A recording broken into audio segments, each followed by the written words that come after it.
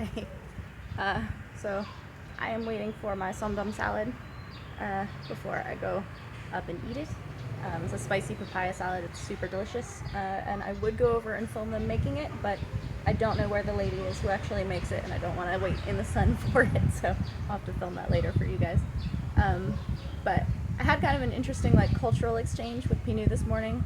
I'm the only one at the gym in the morning usually, so we have a lot of talks in the morning. It's one of the reasons that I really, really love training in the morning. And so through when you're in the weight room, there's a glass wall that's the TV room of his house. It's just like this little enclosed area, and they have an aircon unit in that room. So basically, the kids all pile in there during the day, and we'll watch cartoons and stuff in the aircon.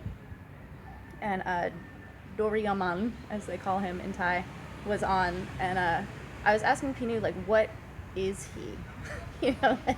Like I guess someone could ask, is Goofy a dog or whatever, or Pluto? But so Doraemon is a cat apparently, but Pinu was amazed that I didn't know anything about him because it's such a famous show. And I understand he's from Japan, and I don't know anything about the show, but he's everywhere in Thailand. If you go to a canteen restaurant, it'll be Doraemon wallpaper as the table, as the table cover or whatever. He's on all the clothes, he's on curtains, all kinds of stuff like this. But what I was really surprised to learn is that Pinu watched him as a kid, so he's been around for a long time. Pinu says that some of his earliest memories are watching Doraemon, which I'm not entirely sure how that works because there was no electricity in his house when he grew up, so he definitely didn't have TV. But maybe he went to friends' houses or something like that. But so this conversation kind of rolled into him explaining to me that he's not going to be at the gym on Saturday morning because he's going to pick up his car, which has been a big, long thing of the family buying a new car. And because it's such a huge purchase, his parents are kind of old school, and so you have to make big purchases or something that's such an important thing on auspicious days. And so they had actually ordered a car from a different company, and they took so long to get the car ready that the dad got really pissed off and was like, we're not taking this car because we can't get it on a lucky day now. And so they went to a different company, and they're picking it up on Saturday instead of Friday because Songkran is the Thai New Year, but the calendar changes with the rest of the world on January 1st, but then the lucky days and the lunar calendar is all according to Songkran. So after Songkran, the lucky days changed for the year, and so that's Saturday. And so I was very interested. I'm very interested in this stuff, so I was listening to him, and then he asked me why Friday the 13th is unlucky for Farang, and he thought it was just because of Jason.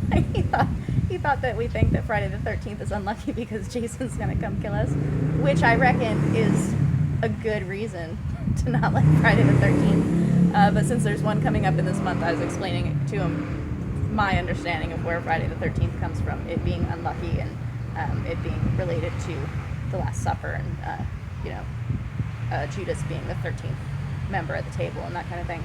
And he was amazed that it actually had a story, and I was I think a lot of people know it's unlucky but don't know where the story comes from.